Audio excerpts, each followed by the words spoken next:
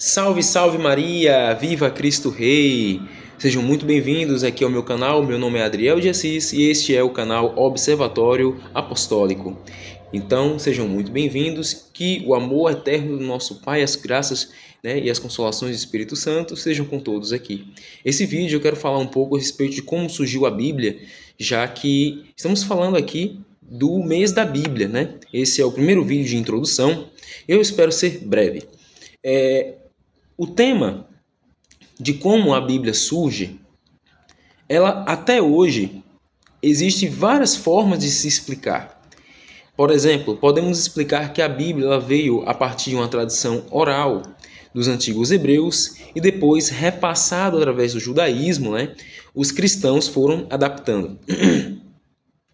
Podemos também dizer que o Antigo Testamento começou a ser escrito lá na época de Noé, lá na época de Enoque. Já existia um sistema de escrita que nós não conhecemos, dos pré-diluvianos. É uma teoria interessante até, que eu inclusive já acreditei por um tempo, e depois, foi passado de geração em geração assim os escritos a partir de Éber, o pai dos hebreus, que incentivou Abraão, segundo a tradição judaica, a esclarecer alguns temas acerca da salvação. Então a gente tem esse tipo de ideário acerca de como a Bíblia chegou até nós. Mas hoje a maneira mais aceita é de que, mesmo antes da invenção da escrita, as pessoas sempre arrumavam uma forma de se comunicar. Então, elas sempre arranjaram uma maneira de comunicar aos seus descendentes a sua história. Dessa forma, toda revelação, toda escritura, ela compõe esse tipo de comunicação oral e escrita. Então, antes da escrita, havia-se o costume oral de se verbalizar os acontecimentos. A gente também tem uma, de certa forma, precária, mas válida na história, de registrar eventos através de desenhos que vemos nas cavernas rupestres, por exemplo. Então, é uma forma de comunicar-se, do ser humano sempre comunicar sua vivência, suas visões de mundo também para os seus sucessores, aquelas gerações que irão sucedê-las. Quando há a invenção da escrita, aparentemente, pelos babilônios, pelos sumérios, nós vamos ter um avanço significativo na parte de registro histórico. Então, é a partir daí que muitos historiadores contam a história, porque é onde surge a escrita, o documento, que irá repassar-se por longas gerações. Eles começavam a registrar em tabuletas. Por que eu falei dessa introdução assim sobre a história da escrita? Porque é importante a gente saber que a Bíblia não caiu de paraquedas, essa bibliona aqui não caiu assim de paraquedas, ou como o padre Paulo Ricardo diz, não caiu com zíper e tudo, que nem essa minha Bíblia aqui. Então a gente tem que entender que ela não caiu pronta e que foram anos e anos de amadurecimento até que os homens escolhidos por Deus fossem capazes de juntar em um único volume. Isso aqui é chamado de códex, de códex, porque é um livro, encadernado, fechado, que contém certo número de escritos, o que facilita a mobilidade. Isso que foi descoberto lá na Idade Média, foi aprimorado, melhor dizendo, na Idade Média, para facilitar a portabilidade das pessoas que utilizavam livros para comunicar o seu conhecimento. Então, devemos muito à Igreja Católica, devemos muito à nossa Igreja, que guardou por mais de 15 séculos antes da imprensa a Bíblia Sagrada. É importante a gente frisar que a Bíblia surge como fruto de inspiração divina e do espírito e do esforço humano. Ou seja, a Bíblia ela foi escrita sobre dois aspectos da inteligência: a inteligência humana e a inteligência divina. Deus executa sua vontade através do seu poder, dos seus desígnios, mas ele usa para isso o homem, para que sua vontade seja alcançada. Então, Deus ele convida o homem para fazer parte. Ei, filho, eu quero te convidar para fazer parte da história da tua salvação. Então, basicamente, a Bíblia ela surge com essa necessidade de guiar o homem ao caminho correto, de fazer o homem voltar a ser o amor de Deus e praticar esse mesmo amor com o próximo. E também nos dá esperança, né? Podemos colocar assim como quarto ponto. Que esperança é essa? Que um dia iremos nos reencontrar com o Pai. Então, é baseado nisso que nós vamos fazer o nosso estudo, né?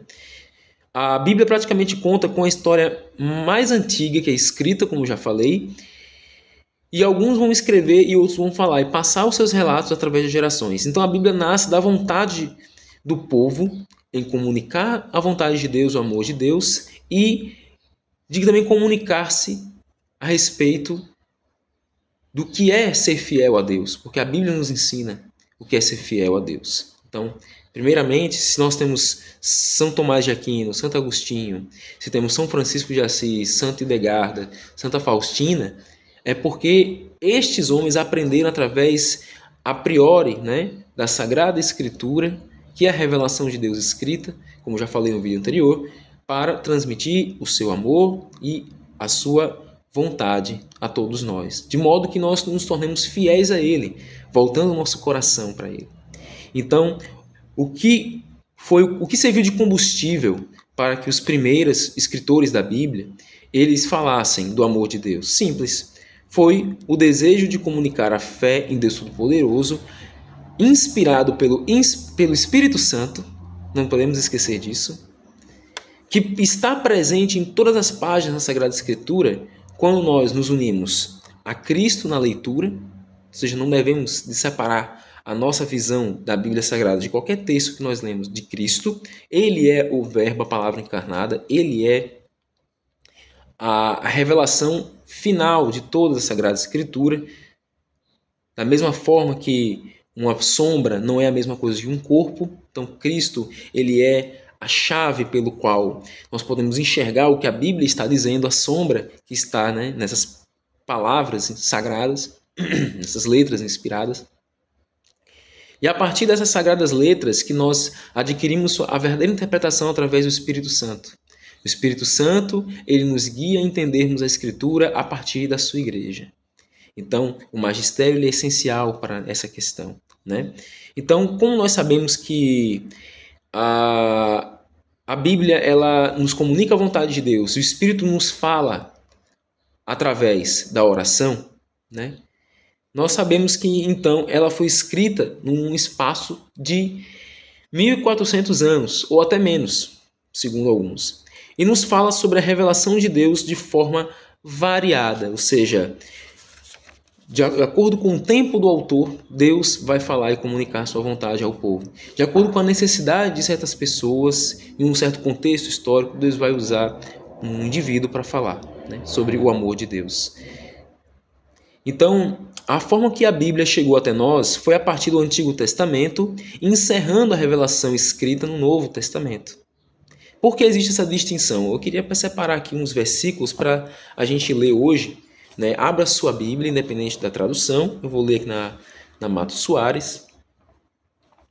Mas é importante que a gente saiba que a própria tradição e o próprio magistério da igreja fundamenta essa ideia de Antigo e Novo Testamento inspirados em versículos da própria Escritura. E Cristo é o primeiro a determinar essa questão de algo que é antigo e algo que ele aperfeiçoa na nova aliança. Então, o Antigo Testamento, já digo de logo, já digo de passagem, não é uma parte da Bíblia que é esquecida.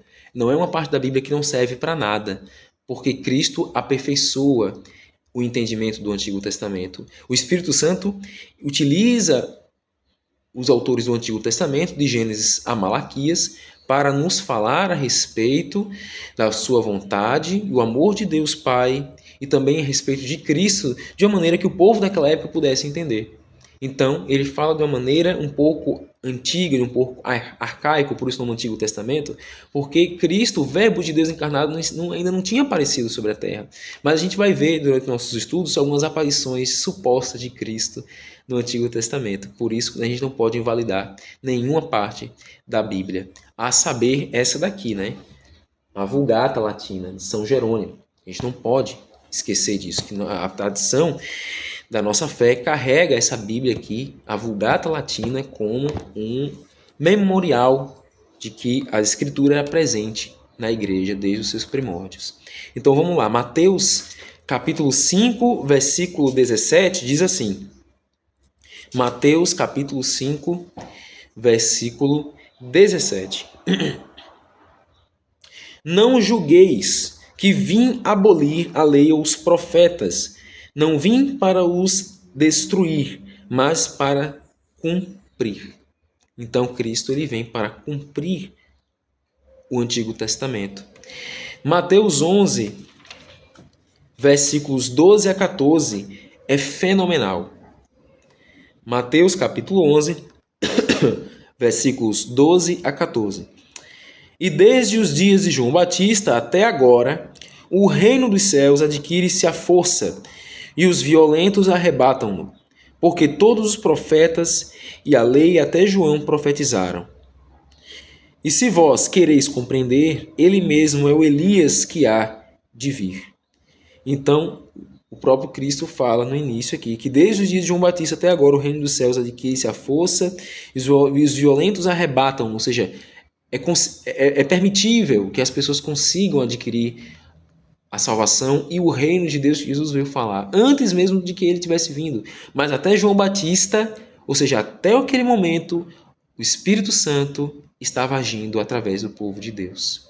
Por isso que não há essa questão de 400 anos de silêncio, que alguns protestantes falam, que não houve silêncio do Espírito Santo, houve silêncio profético. Mas João Batista reinaugura a profecia, fechando com chave de ouro, porque ele profetiza na época do próprio Cristo, na época que o primo dele estava presente sobre a terra. Ele que anuncia nele o Cordeiro de Deus, que tira os pecados do mundo. Então, o próprio Jesus aqui, ele interpreta o versículo final, os últimos versículos de Malaquias, a última profecia do Antigo Testamento, que diz que João Batista era Elias que havia de vir. Então, vocês estão vendo aqui que há uma clara distinção entre aquilo que passou e aquilo que está sendo renovado, está sendo mostrado agora às claras. O que na época não era possível se entender, mas o Espírito comunicou por vontade divina, agora o evangelista Mateus está comunicando para nós, da maneira com que Deus sempre quis que o homem compreendesse, né, através da nova aliança. Por isso que o Novo Testamento ele é muito importante para a compreensão do Antigo. Então, continuando aqui, o próprio Jesus, né, ele determina essa questão da antiga aliança e nova aliança. Outra prova bíblica é quando ele levanta o pão e consagra o pão e o vinho como seu corpo e seu sangue, ele diz que ali é o cálice da nova aliança, né? Segunda carta aos Coríntios de Paulo. A gente tem a primeira vez na Bíblia o termo Antigo Testamento. Então, se a gente for aqui a segunda carta de Paulo aos Coríntios, no capítulo 3, capítulo 3, versículos 14 ao 16, diz assim: Mas os seus espíritos endureceram-se, porque até o dia de hoje permanece na leitura do Antigo Testamento o mesmo véu, sem se levantar, porque é por Cristo que ele se tira. Mas ainda hoje, quando leem Moisés, o véu está posto sobre o seu coração. Mas quando Israel se converter ao Senhor, será tirado o véu. Então, vocês estão vendo aqui que Cristo está dizendo,